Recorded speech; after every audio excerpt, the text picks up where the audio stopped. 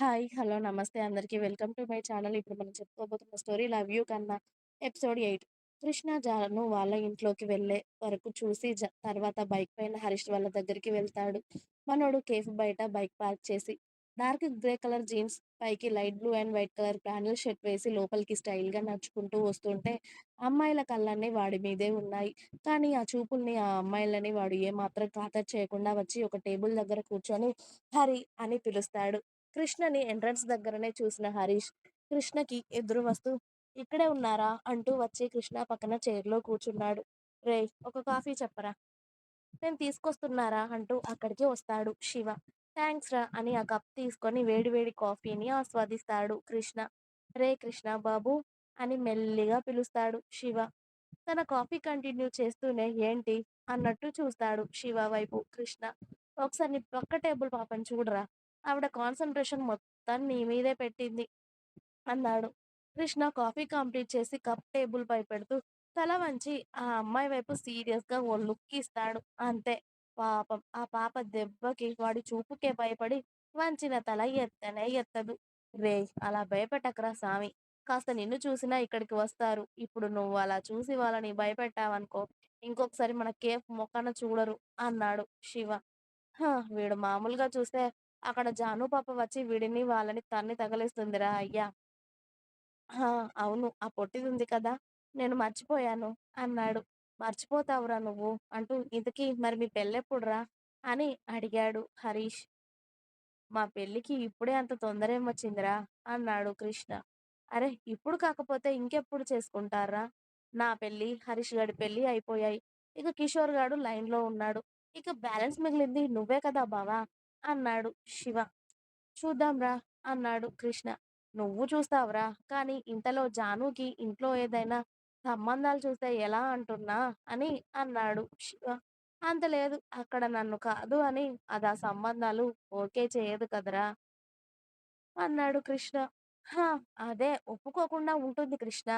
అవి వద్దు అంటే తన అమ్మా, నాన్నకి కారణం చెప్పాలి కదా! అలా ఎన్ని కారణాలు అని చెబుతుందిరా. అంతదాకా వస్తే లేపుకెళ్ళి పెళ్లి చేసుకోవడమే. ఇంకో ఆప్షన్ లేదిక అని, సరే నేను వెళ్తున్నా ఇంటికి. మీరొస్తారా? మేము కాసేపయ్యాక వెళ్తాం లేరా అన్నాడు హరీష్. ఓకే బాయ్ అని అక్కడి నుండి ఇంటికి వెళ్తాడు కృష్ణ. అప్పటికే జాను నుండి వస్తున్న ఫోన్ కాల్స్‌ని ఇగ్నోర్ చేస్తున్నాడు కృష్ణ. ఇంట్లోకి వెళ్ళేసరికి ప్రసాద్ గారు హాల్‌లో టీవీ చూస్తూ ఉన్నారు. కృష్ణని చూసి "ఎక్కడికెళ్ళొస్తున్నావురా?" అన్నారు ఆయన. "హరీష్ దగ్గరికెళ్ళొస్తున్నాను డాడీ" అని చెప్పాడు. "సరే అన్నం తిందువు పద, మీ అమ్మ పిలుస్తుంది." "నేను ఇందాకే తిన్నాను డాడీ, మీరు తినేసేయండి" అని చెప్పాడు కృష్ణ. "మరి పాలు తాగ నాన్న, అలానే పడుకుంటావా?" అన్నారు జ్యోతి గారు. ప్రసాద్ గారికి, సిరికి భోజనం వడ్డిస్తూ, "నువ్వు తిన్నాక తీసుకురా మమ్మీ" అని రూమ్‌కి వెళ్ళాడు కృష్ణ. ఇక ఇక్కడ జాను రూమ్‌లో జాను కృష్ణకి ఫోన్ చేస్తూ ఉంటే, మనోడు లిఫ్ట్ చేయడమే లేదు. హారిక జాను రూమ్‌కి వచ్చి డోర్ ఓపెన్ చేసి, "ఓయ్ మేడం, ఇంకా ఎంతసేపు? నిన్ను అత్తయ్య భోజనానికి పిలుస్తున్నారు. పద, మీ అన్నయ్య, డ్యాడీ కూడా నీ కోసం వెయిట్ చేస్తున్నారు" అంది. "అబ్బా! ఒక 5 మినిట్స్ వదినా, మీ తమ్ముడు నా ఫోన్ లిఫ్ట్ చేయట్లేదు" అంది అలకగా. "అసలు నువ్వేం చేశావు? అది చెప్పమ్మా. అంటే నేనేదో చేశాను అని నువ్వు ఫిక్స్ అయ్యావా?" అని అంది జాను. "అంతేగా" అంది హారిక. "అంత లేదు వదినమ్మా. మీ తమ్ముడిని మనం ఏమనాల్సిన పని లేదు. ఆయన గారికి 24 గంటలు బీపీ ఆన్‌లోనే ఉంటది. దాన్ని ఇలా నాపై తీర్చుకుంటూ ఉంటాడు అంతే. వాడికి ఇదో రకం ఆనందం అనుకుంటా ఇలా." నీ మాటలు గాని కృష్ణ విన్నాడనుకో" అంది హారిక. నువ్వు చెప్తావా?" అంది జాను. "చెప్పకూడదు అంటే నువ్వు ముందు పద. తినేసి వచ్చి తీరిగ్గా కృష్ణని బుజ్జగించుకుందువు గాని" అంది. హ్మ్. సరే. ఫ్రస్ట్రేషన్‌తో అరిచి, నాకు అందరూ ఇలాంటి వాళ్ళే తగులుతారేంటో అని గొణుక్కుంటూ తినడానికి వెళ్తుంది జాను. ప్రవీణ్ ఇక వచ్చింది కదా! తిందాం పద అని అందరూ కలిసి భోజనం చేస్తారు. రేయ్! చెర్రీ, ఆ ఒక్క చపాతీని ఎంతసేపు తింటావురా? అంటుంది హారిక తన కొడుకుని. సేమ్ జాను ప్లేట్‌లో కూడా చెర్రీ తిన్నట్టు ఒక్క చపాతీనే ఇంకా తింటూ ఉంది. అది చూసి ప్రవీణ్, ఈ రాక్షసి బుద్ధులే వచ్చాయి హారిక. వాడికి కూడా చూడు ఇద్దరిని ఎలా తింటున్నారో అని చూపిస్తాడు. వాసు గారు, సుజాత గారు ఆ ఇద్దరిని చూసి నవ్వుకుంటూ ఉంటారు. "రేయ్ చెర్రీ, మీ డాడీకి ఎప్పుడు మన మీదే కళ్ళురా. పద మనం నా రూమ్‌కి వెళ్లి తిందాం అని అంది జాను. ప్లేట్ ముందు నుండి లేస్తే ఇద్దరి కాళ్ళు విరుగుతాయి అన్న ప్రవీణ్ మాటకి బెదిరి ఇద్దరు మళ్ళీ బుద్ధిగా అక్కడే కూర్చుంటారు. ఆ చపాతీలు అన్నీ తినేసి పెరుగన్నం కూడా తిని మీరక్కడి నుండి లేవాలి. అర్థమైందా?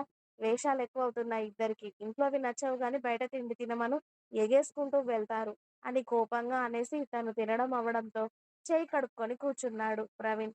ఇక జాను, చెర్రి బిక్కమొహాలు వేసి కష్టంగా 2 చపాతీలు, కాస్త పెరుగన్నం తిని లేచి ప్రవీణ్‌ని గుర్రుగా చూస్తూ హాల్‌లో కూర్చుంటారు. కాసేపయ్యాక రేయ్ చెర్రి ఇక పదరా నిద్రొస్తుంది పడుకుందాం అంది జాను. అత్తా నేనివాళ నాని దగ్గర పడుకుంటాను అన్నాడు వాడు. ఎందుకురా?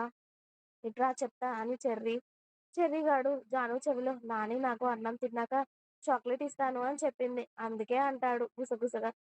ఓకే అయితే వెళ్ళు. ఓకే. గుడ్ నైట్ అత్త అని వాడు వాసు సుజాత గారి గదికి పరుగు తీస్తాడు. అమ్మ ఇక నేను కూడా పడుకుంటున్నా అని అంది జాను హాల్‌లో నుండి తన రూమ్‌లోకి వెళ్ళి ఆ ఫోన్ పక్కన పడేసి పడుకో. తెల్లవార్లు దాన్ని నొక్కుకుంటూ కూర్చోకు అన్నాడు ప్రవీణ్. పోరా అన్నట్టు ప్రవీణ్ వైపు ఒక చూపు చూసి తన రూమ్ డోర్ ధబేల్మని వేసుకుంది జాను. ఇక జాను మళ్ళీ కృష్ణకి ఫోన్ చేస్తుంది.